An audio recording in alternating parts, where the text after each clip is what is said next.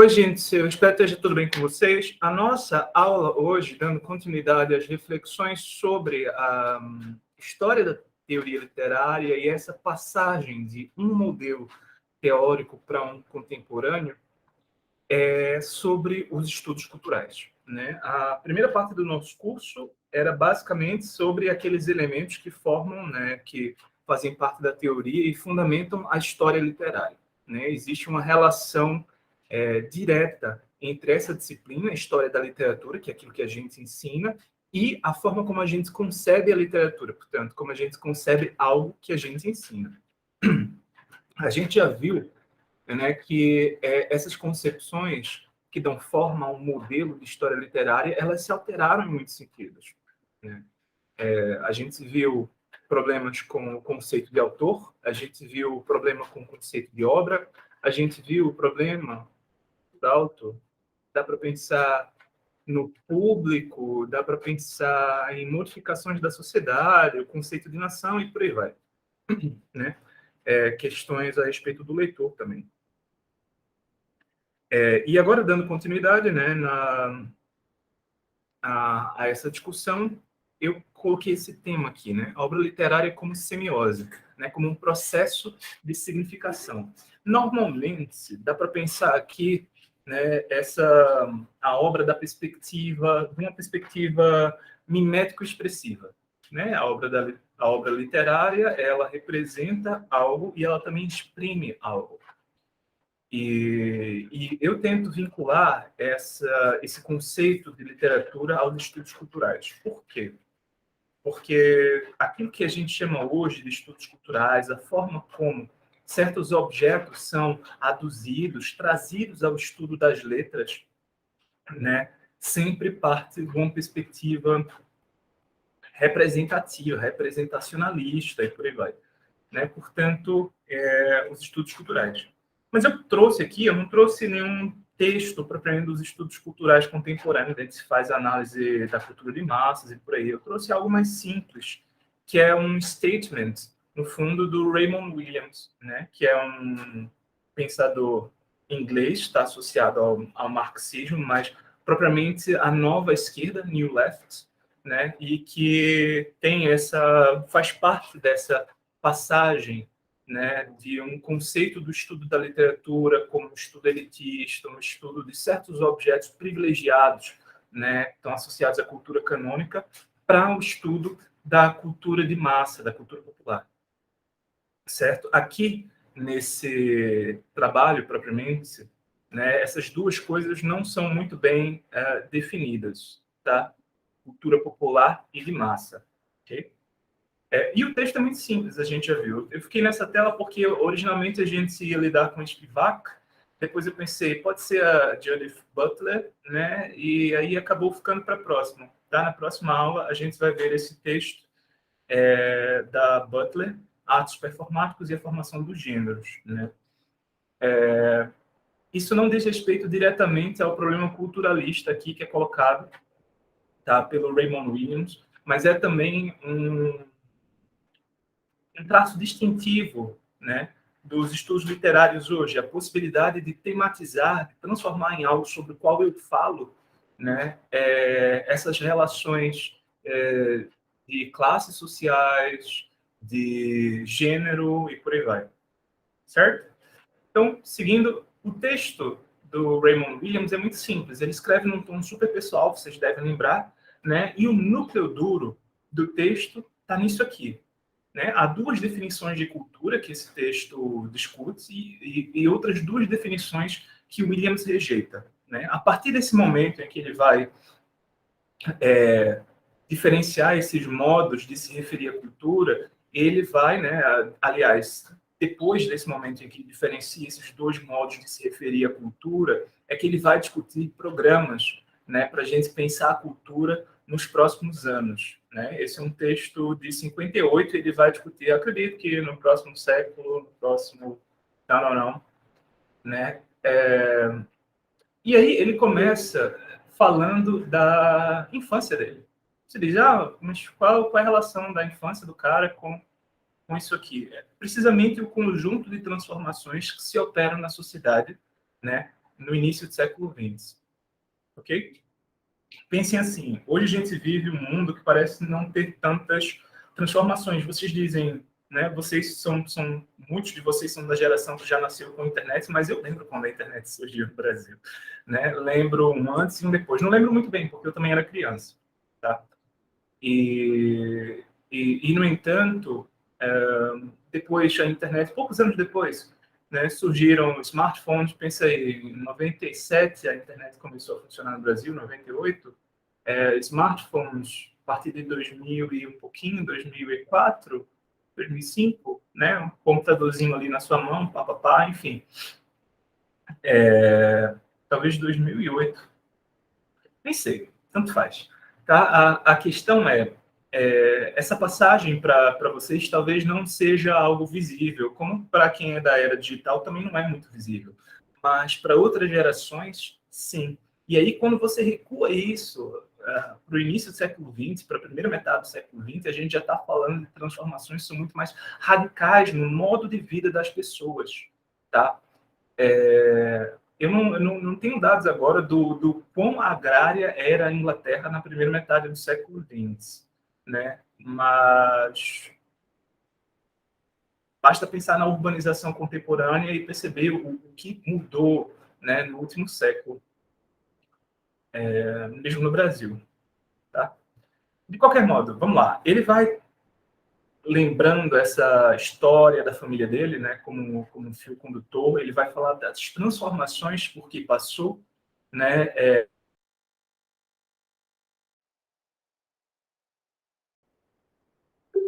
Eu estava ali gravando e o negócio caiu, simplesmente caiu.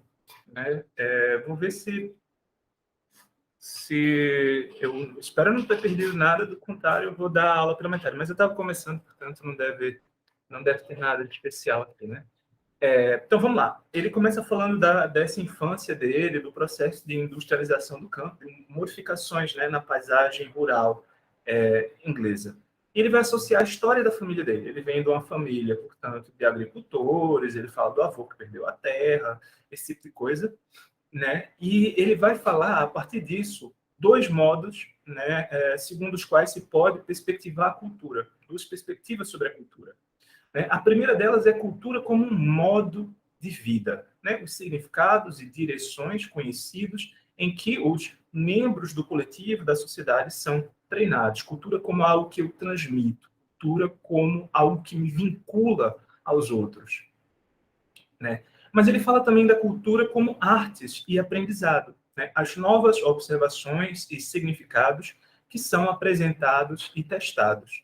Né? Dessa forma, a gente lida tanto com a ideia de um modo de vida, costumes, tradições que acabam se tornando espontâneas para a gente, né?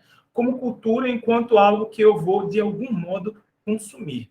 Tá? E aqui eu quero falar consumir de uma perspectiva sutil, suave, algo que eu vou usar, ok? Algo que eu vou usar. Daí eu coloquei cultura aqui como valor de uso. Esse é um termo marxista, tá? Não sei se inspirou o Williams, mas faz parte da nossa, de uma certa racionalidade para analisar, né, a cultura. O valor de uso é o uso que um objeto tem para a gente. A gente vai, né? Eu tenho aqui um post-it, e o valor de uso do post-it é precisamente aquilo que eu faço com ele, ou seja, ele não é comensurável com nenhuma quantidade de nada, tá? Uma vez que eu use o post-it, ele está lá, está associado a isso. Eu posso, é claro, ampliar essa ideia do valor de uso e falar, né, de uma certa camada afetiva que as coisas portam, né, ao fim e ao cabo. Eu tenho um livro, né, o livro é uma mercadoria.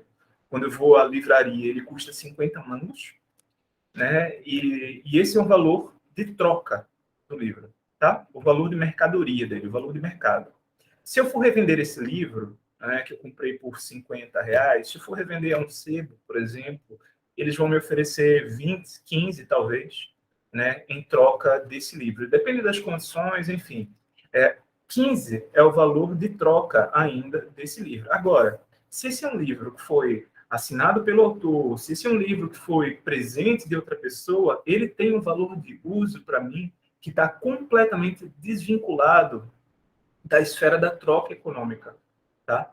Portanto, cultura como modo de vida, significados e direções que eu partilho com outras pessoas.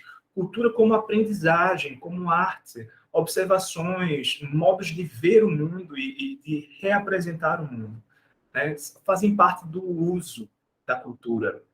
E, no entanto, eu tenho também a cultura mais ou menos indicando o que seria um valor de troca. Nesse ponto, eu introduzi aqui essa distinção só para que vocês pensem, tá? Porque ainda assim existe um certo uso da cultura aqui, né? Ele vai falar de duas situações. Ele fala do boteco e da casa de chá, né? A casa de chá, você pensa, pô, casa de chá, que diabos é casa de chá? Pensa na Inglaterra, pensa num café, tá? Eles não bebem café, eles bebem chá.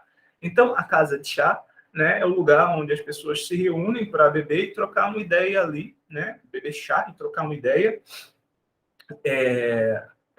E aí você tende a associar e ver essa clara conotação, né, às práticas culturais da elite, né? Então, dessa perspectiva, a cultura é concebida como um sinal externo de um certo tipo de pessoa, né? De um certo tipo de pessoa. E hoje a gente sabe isso, né?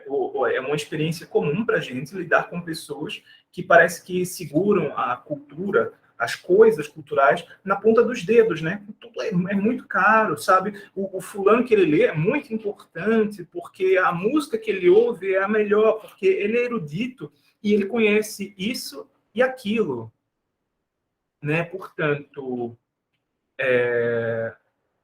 tá dando o tempo todo aqui. Eu espero que isso continue gravando, porque deu novamente aqui um negócio.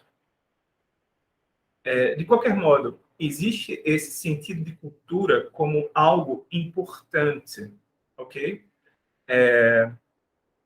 Por que eu olho para isso como um valor de troca da cultura? Porque ele não serve, né, a cultura, um objeto cultural dessa perspectiva, ele não serve para um uso imediato que eu faça. Tá? Ele serve para que eu mostre para os outros, né, que eu faço parte desse circuito. Portanto, a cultura aqui ele funciona da mesma forma como o dinheiro. Eu tenho dinheiro, troco meu dinheiro pelo seu produto, você troca o seu dinheiro por outro produto e por aí vai. Né? Portanto, cultura serve aqui, né, para a gente sinalizar que a gente tem esse capital, tá? Capital simbólico. O Pierre Bourdieu, né? Pierre Bourdieu diria. E a gente também tem, fora essa cultura importante, a cultura segundo ou conforme a casa de chá, né, a cultura segundo o boteco. Né? Cultura, portanto, aqui não vai ser um conceito positivo, né, como, cultura é muito importante, ter cultura é importante. Olha, o fulano lê não sei o que lá. Não, o contrário. Aqui o que a gente vai estar vendo, né, nessa definição de cultura é o ressentimento da cultura. Tá? Portanto, hoje a gente diria também anti-intelectualismo. Tá?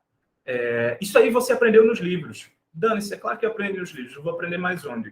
Qual é a parcela de vida que a gente tem? Claro, eu aprendi nos livros. Qual é o problema disso? Né? Existe hoje toda uma codificação de um ressentimento relativamente às pessoas que leem, estudam, apreciam arte, né, e por aí vai. Então, existe um ressentimento da cultura. E esse ressentimento, o Williams vai dizer, surge como reação precisamente a essa definição de cultura segundo a Casa de Chá. Né? O que provoca o ressentimento das pessoas em relação à arte, à cultura, né, é precisamente a forma como a cultura é tratada pela elite, ok?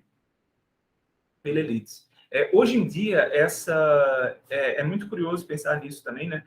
Porque existe muito pouco essa relação entre elite, no Brasil pelo menos, entre elite e cultura, né? A nossa elite, a elite econômica brasileira, eu estou falando da elite em amplo sentido, né? A classe alta que se concebeu da ditadura para cá, tá? O grosso da nossa elite, ela é completamente anti-intelectual. Então, nem tem essa preocupação de, um leitor de Camões aqui e tal, assinala dinheiro, blá, blá, blá.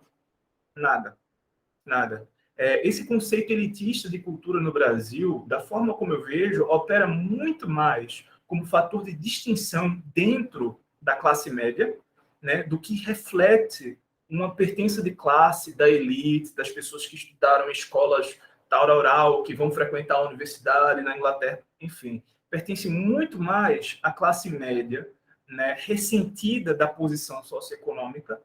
Portanto, o cara não é podre de rico, pelo menos ele tem cultura, né, ele gosta de se gabar disso, do que propriamente reflete essa relação de classe, ok? De qualquer modo, a cultura vista da perspectiva do boteco, né, é vista como ressentimento. Né? O cara quer mostrar ali que lê bastante, que não sei o quê, quer pagar de intelectual. Olha ele com cachimbo na boca. De fato, cachimbo na boca quando você está no meio da rua é foda, cara. Né? De qualquer modo, dá para perceber? Então, em relação a essa concepção de cultura, existe a sobreposição, né, de um certo ideal tecnicista das experiências, ou seja, não interessa tanto uma relação ética com os objetos, quanto a utilidade, o valor prático, o valor técnico que as coisas têm. Okay? As coisas importam porque elas são úteis, mas úteis não no sentido de um uso humano que eu faça, senão no sentido da minha participação num determinado esquema de troca. Né? É como o fulano disse que ouve techno quando vai para a balada. Quer dizer que ele não aprecia. Então, o que diabos ele está fazendo no lugar onde toca techno?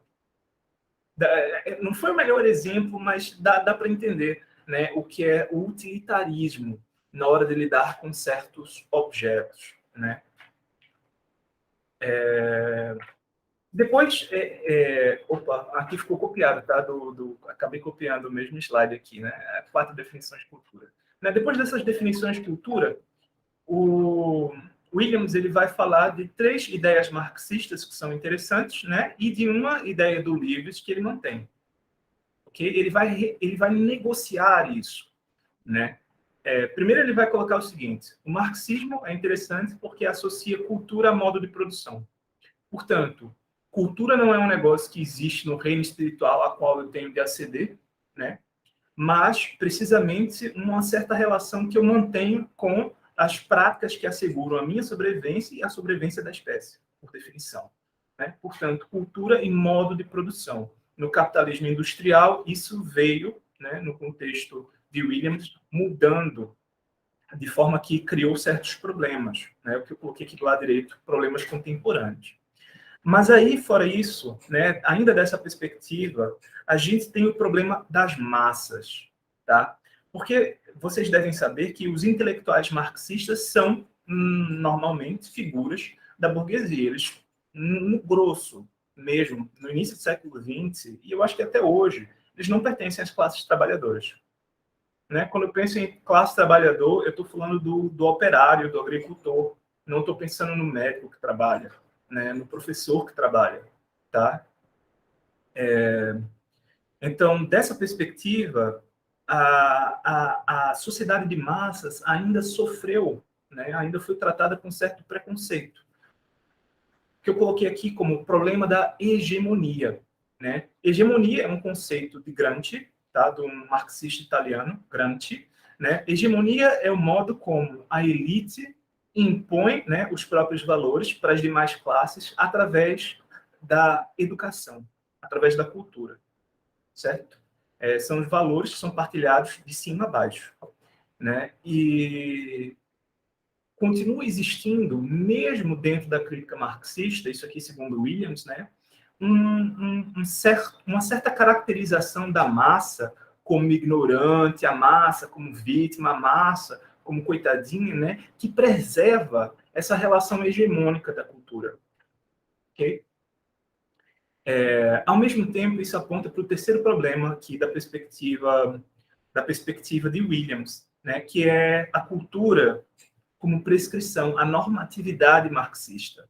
Né? Pensa assim, se os pobres coitados das massas são enganados por conta da cultura hegemônica, qual é o antídoto? Se eles são assim, como é que eu resolvo?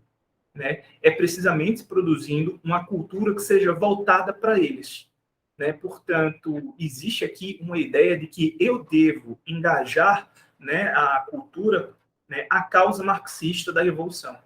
E isso aqui é o problema reflexo. O povo é burro, eu tenho de educar o povo com a minha arte. Né? E o Williams vai dizer, não, o povo não é burro. Tá? Isso aí é uma distorção de perspectiva. Essas são as 3 características, né, aqui que ele vai pensar junto ao marxismo.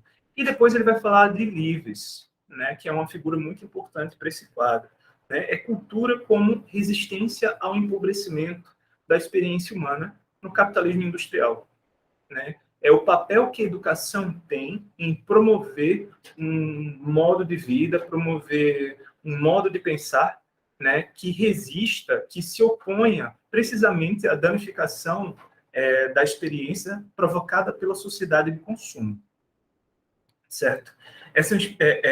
Ele associa aqui a livres, mas a gente tem posições parecidas que fazem parte mesmo do contexto. Outros acadêmicos, outros intelectuais, né, olham para a cultura precisamente como uma forma de resistir ao universo da troca.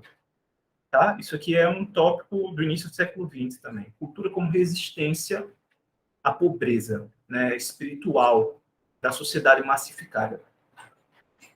E aí, no meio dessa discussão, tal, de fato, a sociedade massificada, de fato, houve isso, essas transformações aceleradas do espaço agrário e urbano também, tá? E urbano também, né? Modificam a nossa relação com os objetos, com as coisas ao nosso redor. O que a gente faz?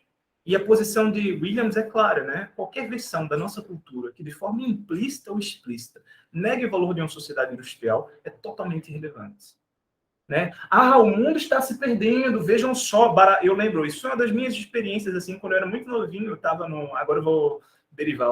Eu estava numa feira de livros, e aí estavam fazendo aqueles volumezinhos baratos, sabe, de papel jornal.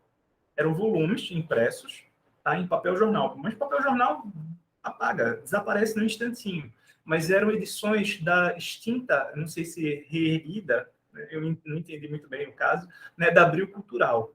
Tá? A Abril era uma editora que tinha edições de traduções boas, né? Era um recorte. Ela lançou, por exemplo, uma coleção chamada Os Pensadores, vocês devem conhecer. Depois da Abril Cultural, a coleção foi relançada pela Nova Cultural, eu acho.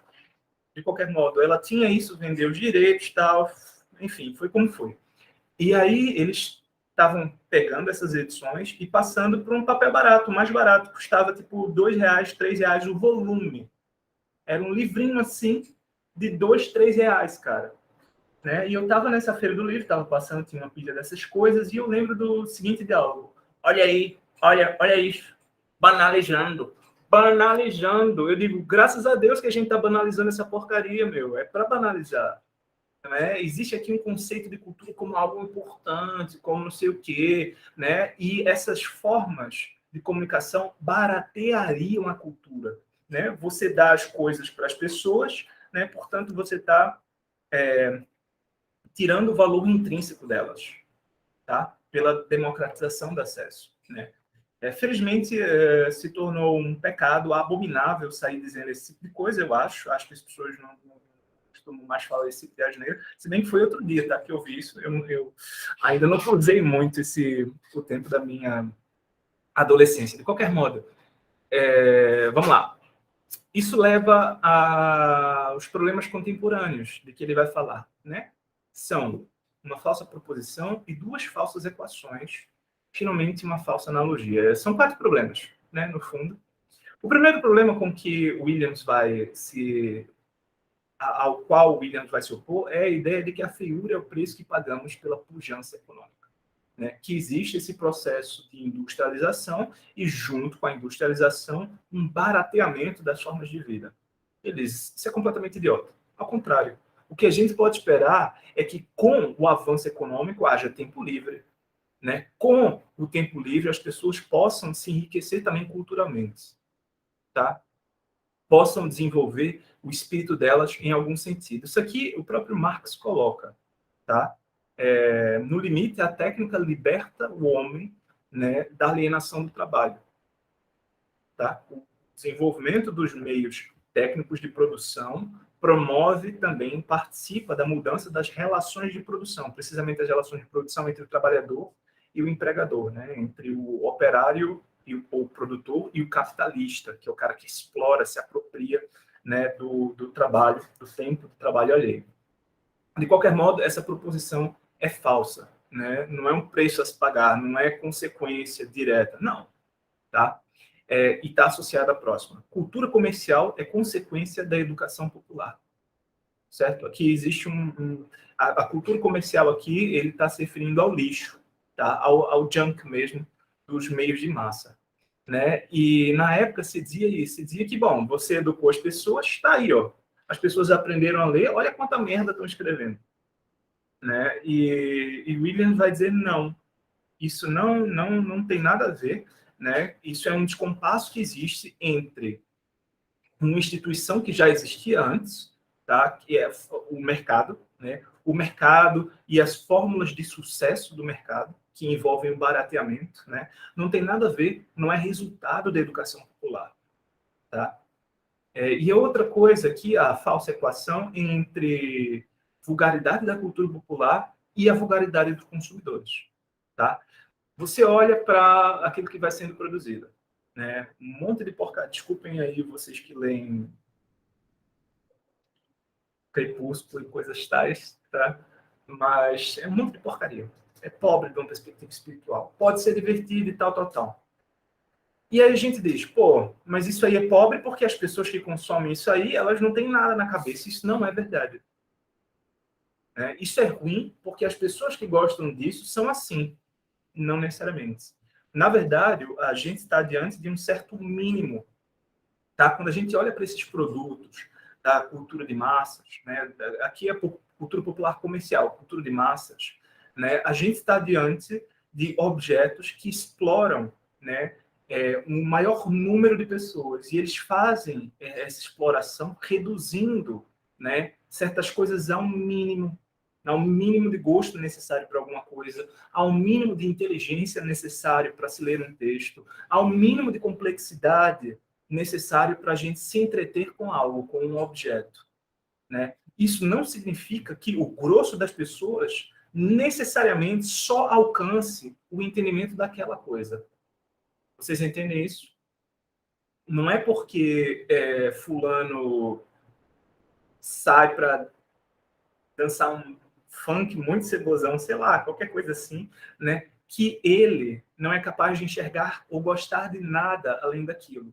Ao contrário, né? Ao contrário, as pessoas são capazes de dizer, isso é de muito mau gosto, mas é gostoso, é engraçado de ouvir e tal. Elas não fetichizam os objetos, né? Elas não olham e pensam, pô, o cara que fez aqui esse funk aqui é genial, porque tal. Não, é interessante, é legal, bom para dançar, bom, certo? Então, não necessariamente, né, existe uma relação imediata entre o objeto e as pessoas. As pessoas estão negociando o tempo todo a cultura ao seu redor, né, a sua cultura. E, finalmente, uma falsa analogia, né? A má cultura afasta a boa. Isso está escrito tal e qual lá, né? A analogia é com a ideia de que o dinheiro podre afasta o bom dinheiro. Dinheiro de investimentos furados, uma roubada, né, vão entrar num circuito da troca econômica, né, vão entrar num circuito financeiro e vão acabar atrapalhando os bons investimentos, porque o dinheiro podre está rendendo mais, pelo menos até um dado momento, né? É aquele efeito da bolha. A gente viu uma nos anos 2000 e 2008, grande crise que se arrasta até agora, né, na história econômica do nosso país e de outras nações.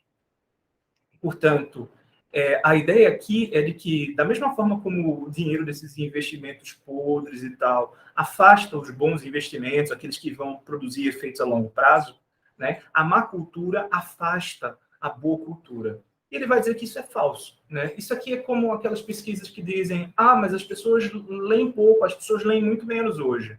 Eu digo, pô, as pessoas leem muito menos hoje, as pessoas... Que pessoas, mano? Né? Quantas pessoas liam no século XIX? Não, mas ninguém quer saber de cultura, ninguém quer ler Camões. Eu garanto que Camões tem muito mais leitores hoje do que no passado, né? Tudo isso são raciocínios toscos, maus, incompletos, impensados em muitos pontos, que, na verdade, refletem, né, conservadorismo cultural. Né? E eu detesto especialmente esse choramingar da degeneração de tudo. Não, as coisas estão acabando, o mundo está cada vez pior, o mundo está perdido, no passado era tão bom, não era nada, no passado era uma porcaria, hoje é que está ficando minimamente humano. né? Hoje é que algumas coisas começam a funcionar, e é claro, continua havendo gente que é inimiga do progresso, tá? Isso aí sempre vai existir. Então, o conservadorismo aqui, cultural, acaba sendo inimigo da ideia de que, com a difusão do acesso às massas, com a implementação da técnica e a progressiva libertação dos homens para o tempo livre, para que eles possam cultivar a cultura, repensar o próprio mundo, né? Esqueci como foi que eu iniciei esse período, mas a ideia aqui é básica. Há gente que acredita que a democratização do acesso, que o avanço tecnológico, que tudo isso seja um fator de destruição da cultura, quando, na verdade, o que está acontecendo é muito mais complexo do que isso. Tá? Há muito mais possibilidade de acesso, desenvolvimento, né, do pensamento e da cultura humana. Tá? É um texto muito simples, esse do coisa, né, do Williams, e é interessante esse bordão, né, a cultura, aqui a Sevasco, Maria Elisa Sevasco traduziu como a cultura de todos, né, mas a cultura é ordinária, quer dizer, ela pertence ao geral, ela não é nada extraordinário, nada do outro mundo, ela é ordinária, é comum, tá? Cultura é comum, não é para ser precioso, né? E é claro, uma atitude como essa acaba fomentando, né, uma abordagem dos objetos culturais completamente distinta daquilo que tradicionalmente a gente vê nos estudos da literatura, né? O estudo da literatura deve ser, de uma certa perspectiva, uma das coisas mais conservadoras no mundo todo, né? Consiste em fazer uma seleção das figuras mais importantes do espírito humano, do espírito humano nacional, né, da inteligência nacional, e ensinar aquilo. Portanto, é algo propenso à mera reprodução. E, no entanto, tanto da perspectiva aqui dos estudos culturais, como da prática crítica contemporânea, o que a gente vê é muito mais um processo de renovação do interesse por esses objetos, né? Seja pelo alargamento do campo de objetos com que a gente lida, seja pela releitura, né, daquilo que foi transmitido. A gente está lidando com transformações éticas muito importantes e interessantes para o futuro. Tá? E é somente isso, gente. Para a próxima, a gente vai ler, portanto, o livro da Butler. O livro, o artigo da Butler. Tá? Obrigado pela atenção de vocês. Tchau, tchau.